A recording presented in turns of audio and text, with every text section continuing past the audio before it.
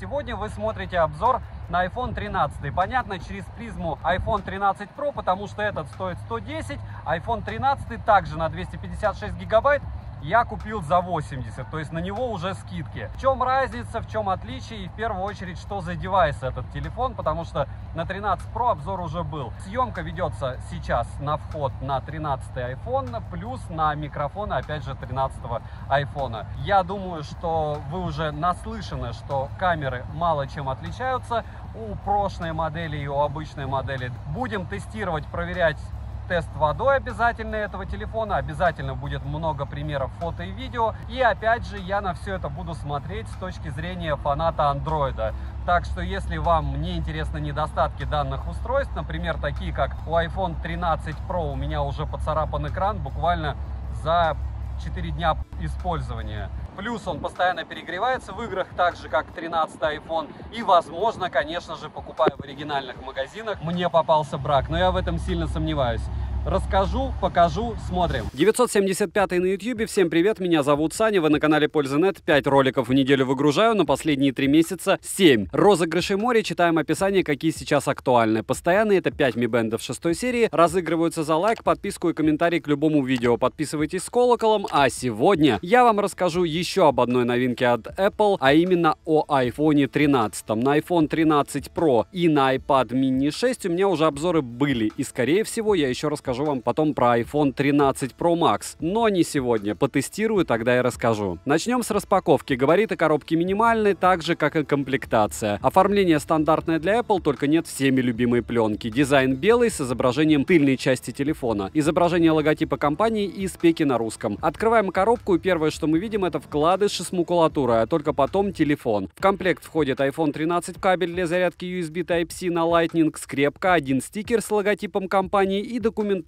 также на русском языке. Кроме запаха картона, ничего другого я не ощутил, хотя в случае с iPhone 13 Pro было совершенно по-другому. Эту коробку, видимо, хорошо просушили. Летим дальше. Поставляется устройство в 5 разных вариантах цветов: красный, синий, розовый, цвет сияющая звезда, это что-то вроде белого, но не совсем белый, и последний — это темная ночь. Тоже как бы черный, но переливается в очень темно-синий. У меня на руках розовый, и вы не пугайтесь, просто других цветов не было на тот момент, когда я покупал я с довольно неплохой скидкой. Размеры устройства составляют 146 мм на 71 на 10 мм в ширину вместе с камерами и 7,65 мм без блока камер, а весит телефон всего 173 грамма. Легче, чем iPhone 13 Pro на целых 30 граммов, но на деле, если держать в руках сразу два девайса, разница, если честно, не особо ощущается, что странно. Тыльная часть с закрытым стеклом, боковые грани выполнены из хирургической нержавеющей стали и лицевая часть закрыта олеофобным покрытием. Защитной пленки, разумеется, никакой нет. Устойчивый к появлению отпечатков, но не сказал бы, что сильно спасает это экран. Микроцарапины у меня появились как на iPhone 13 Pro, так и на iPhone 13 буквально через 2 дня использования. И с ключами я их не носил, как вы понимаете. Рамки заметные, чтобы лично мне не особо нравятся. Я даже решил измерить их, чтобы вы могли примерно представить их в жизни. Вышло 2,72 мм. И это много, не считая, что еще и челка есть. В руке без чехла скользким смарт, хотя я в целом крайне редко встречаю людей с айфоном без чехла. Корпус сам по себе марки, но в моем случае все отпечатки спрятались за светлым оттенком света девайса. На корпусе расположена качель для регулировки громкости, переключатель режимов со звуком, без звука, кнопка питания, 3 микрофона, разъем для зарядки Lightning, разъем под прорезиненный слот на одну симку и последний — это 2 динамика, основной и разговорный. Звук на борту стерео. Кнопки люфта не имеют, дизайн приятный, но вау-эффекта, к сожалению, в этом году у Apple создать не получилось. Летим дальше. Оснащен iPhone 13 дисплеем на 6,1 дюйма. Супер Retina XDR OLED с разрешением 2532 на 1170 точек. Плотность пикселей у него 460 ppi. Космос, правда? Яркость до 800 кандел, и при просмотре контента в формате HDR до 1200 кандел на метр квадратный. На самом дисплее уменьшенная в размерках челка, но она, конечно, не исчезла. Хотя даже не знаю, что лучше: челка, в которой прячется фронталка и к которой ты в целом привыкаешь и не обращаешь внимания впоследствии, или вечная черная черная точка посередине или в углу дисплея. Ах, да, точно, лучше как в Mi Mix 4, чтобы вообще не видно было фронталку. Обзор на него вы, кстати, можете посмотреть по ссылке в правом верхнем углу. Мне девайс безумно понравился. Что вы думаете на этот счет, пишите в комментариях, буду рад ваше мнение услышать. В солнечную погоду яркости достаточно, бликов немного. Умную частоту обновления экрана в 120 Гц получила только Pro версия и версия Pro Max, а на iPhone 13, к сожалению, прежняя неизменчивая частота обновления 60 Гц. Но при этом картинка яркая и четкая, плавность более чем. И я бы хотел сказать и еще раз отметить, что пока на iPhone 13 Pro 120 Гц видели только рекламщики, потому что даже блогеры их найти не смогли. Как было там 60, так и осталось. Разумеется, все допилят, но уже становится почти как с андроидом. Что-то как-то не форсированно все это происходит. Шим более чем адекватный, на максимальной яркости чуть больше 5%, на 50% яркости 9,6%, на нуле выдает 14,7%. Глаза от экрана сильно и быстро не устают, без нареканий работает автояркость. При взгляде на экран под углом тон картинки не изменяется. Мультитач на 10 пальцев, разблокировать экран можно при помощи Face ID, которая работает великолепно. Летим дальше. Внутри чип A15 Bionic с 6 ядрами и 5-нанометровым техпроцессом. Графический процессор 4-ядерный, операционная система iOS 15. Внутренней памяти доступно на выбор 128, 256 и 512 гигабайтов. Вибромоторчик стоит отличный, также на борту Wi-Fi 6 серии, 5G, LTE, бенды 7 и 20 есть, плюс физическая SIM и 2 eSIM. Bluetooth старенькой версии 5.0, NFC есть и Apple Pay тоже, все работает. Из навигации имеется модуль GPS, GLONASS, Galileo, QZSS и Beidou. GPS-тест показал точность 4-5 метров, не особо это хорошо, достаточно на Realme с 1 метром посмотреть. Емкость аккумулятора iPhone 13 3227 мАч, в iPhone 13 Pro аккумулятор на 3080 мАч. Вот такая вот разница, хотя автономность у 13 Pro больше. Но это легко объясняется тем, что у 13 Pro умная герцовка, которая как раз и экономит нам заряд батареи. Притом она умная, еще раз повторяю, пока до 60 Гц, вот и дольше. По автономности за 1 час просмотра видео на YouTube и по Wi-Fi на максимальной яркости улетело 7%. И телефон практически не нагрелся. Genshin Impact при максимальной яркости экрана ушло 24% заряда, что неплохо. При статичной съемке видео в 4К 60 FPS за час ушло 35%. Файл весил 39 гигабайт и нагрелся телефон до 40 градусов. Притом FPS, как в случае с Pro версией, iPhone 13 не сбросил. Беспроводная зарядка есть мощностью до 15 Вт. Benchmark показал 935, 3D Mark показал Wildlife 8972, Wildlife Extreme 2500, Wildlife Stress Test 8900, Wildlife Extreme Stress Test 2500, Slingshot Extreme Unlimited 5243 и Slingshot Extreme выдал, разумеется, максимум. В Antutu показал результат 760 тысяч попугаев, не намного и меньше, чем в 13 Pro, а в Storage тесте показал 25 тысяч. И все эти показатели в 3D Mark и в Antutu меньше, чем у iPhone 13 Pro, хоть и незначительно. Genshin Impact загрузил за 35. Играть в тяжелые игры комфортно, фризы появляются в основном при игре на максимальных настройках, но крайне редко. Греется максимум до 44 градусов, смартфон имеет защиту от влаги и пыли IP68 по стандарту IEC 60529. И это означает, что допускается погружение в воду на глубину до 6 метров длительностью до 30 минут. Так рисковать я не стал, но на 30 секунд под напор воды его отправил. Будем считать, что это гидроудар, хотя многие считают, что это не так. Самое главное уточнение — холодной воды уличного фонтана, и, к моему счастью, с ним ничего не случилось. Не пришло никаких уведомлений, проблем с зарядкой и работой не возникло. Что не сказать о прошке. Как вы помните, 13 Pro я уже топил, и топить не буду. 3 часа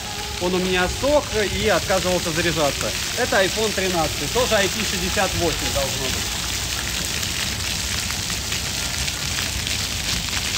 И тот же самый фонтанчик с гидроударом. В целом, я думаю, ему хватит. И я надеюсь, что вы со мной согласны. Как там Mi 11 Ultra? Сколько штук сдали в Китае? Смотрим. Переходим к камерам. С тыльной части расположен блок из 2 камер, оснащен объектив с сапфировым стеклом. Первая камера сверхширокоугольная на 12 мегапикселей с углом обзора 120 градусов. И вторая — это ширик на 12 мегапикселей. Ночной режим на борту снимает хорошо. Запись видео доступна в максимальном разрешении 4К 60 FPS и снимает без ограничений во времени. Есть оптическая стабилизация изображения со сдвигом матрицы на широкоугольной камере и кинематографическая стабилизация видео. Также имеется вспышка True Tone с функцией Slow Sync дисплеях Retina Flash. Фронталка тут 12 мегапикселей с диафрагмой 2:2 с технологией Deep Fusion и максимальное разрешение для съемки видео 4К 60 FPS. Матрицы хоть и новые в iPhone 13, но оптика старая, в отличие от iPhone 13 Pro и iPhone 13 Pro Max, которые в целом отличаются друг от друга только габаритами, а в остальном практически абсолютно одинаковые по характеристикам. В сравнении съемки iPhone 13 Pro и iPhone 11 Pro Max сразу же видно, что у 13 с картинкой стоят дела лучше, и заметно это даже невооруженным взглядом. А вот отличия съемки между iPhone 13 и 13 Pro в целом нет никакой, лично для меня. По балансу белого, по автофокусу, по цветопередаче и даже по стабилизации видео все максимально идентично. Единственное, по моему мнению, iPhone 13 Pro микрофон работает слегка лучше, но заметить это можно только если сильно прислушиваться. Пример фото и видео вы сейчас увидите. И сейчас вы можете наблюдать, насколько разная картинка у 13 Pro и у iPhone 13. Я не особо, если честно, вижу разницы на большом экране. На экранах телефонов она, конечно же, огромна. Почему? Потому что экраны сами по себе в 13 Pro значительно лучше. Хотя бы те же 120 Гц. С другой стороны, 120 Гц при работе видео они не работают. Максимум 60 Гц. Все это, в принципе, не важно. Важно, что вы сейчас можете слышать, насколько хорошо или плохо работают микрофоны у 13 Pro или у 13, насколько разница в картинке и как они при, опять же, движении будут у вас снимать. Опять же, все снимается и записывается на микрофоны и камеры 13 и 13 Pro. iPhone 13 тест также в том же месте, где у 13 Pro, и разницы, если честно, я не вижу, кроме как в возможностях зумирования, потому что там у нас стоит оптика, а здесь цифровой зум X3, а там можно X9. Но в целом снимает не хуже. Опять же, это первичное ощущение, первичное впечатление. Скорее всего, они изменятся, и на ширик, разумеется, перейти в режиме видео нельзя. И вот так основная камера также работает в режиме киноэффекта идентично, как и в 13 Pro. Тоже только 1080p 30 FPS. Та же локация, ширик, снимаю против солнца, iPhone пока справляется. Это X1, это X1,5 относительно ширика. На ширик переходит плавно, никаких проблем с этим нет.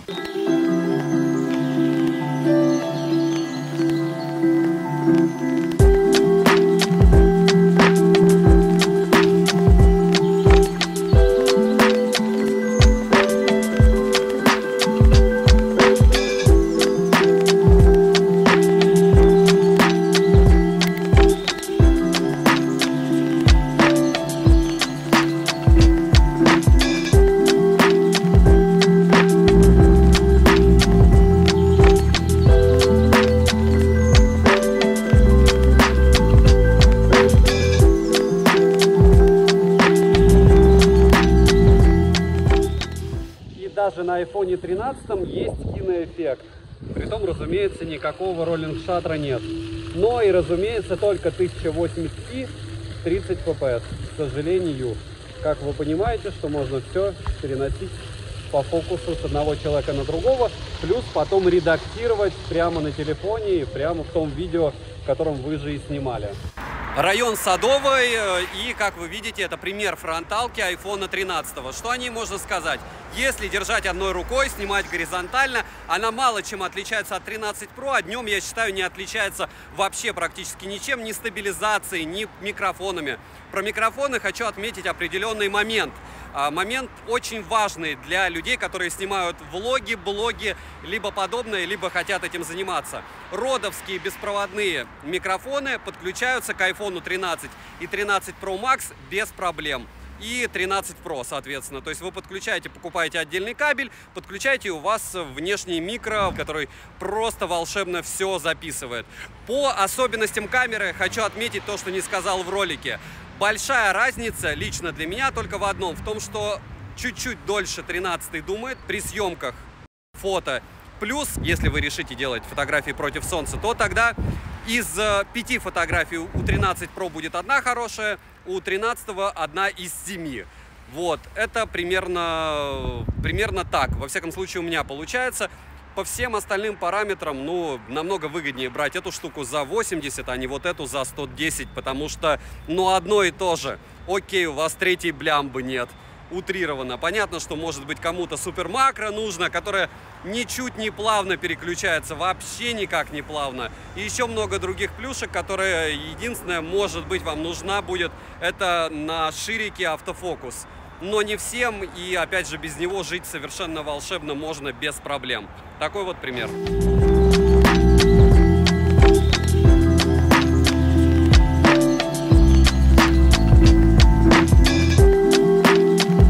Минусы. Разумеется, нет разъема под мини-джек, данное устройство почему-то обделили умной герцовкой, нет Touch ID, а только Face ID. Фризы в играх имеются, хоть и небольшие, думаю, все допилят под новое железо. Покупал я его в рублях за 80 тысяч, это версия на 256 гигабайт. Кто там говорил о том, что их не хватает? Ладно, я знаю, как и вы, что их продали практически в 2 раза больше, чем в прошлом году айфонов 12 серии. Ссылка на покупку будет в описании к видео, если промокоды посмотрите в моем телеграм-канале, также по ссылке в прикрепленном комментарии. Вдруг на момент вашего просмотра появятся скидки, я туда обязательно скину промики. Резюмирую, устройство хорошее, но за бренд тут однозначно приходится переплачивать. С другой стороны, это нивелируется операционкой. И огорчает здесь только одно, что 13-й iPhone как будто просто слегка допиленная версия 12-го, которая у меня, кстати, тоже на руках, а не новинка на рынке смартфонов. А вот уже 13 Pro как бы можно считать обновленной интересной новинкой. Ну, конечно же, не считая дизайна корпуса, потому что на расстоянии 3 метров даже особо не отличишь, где 12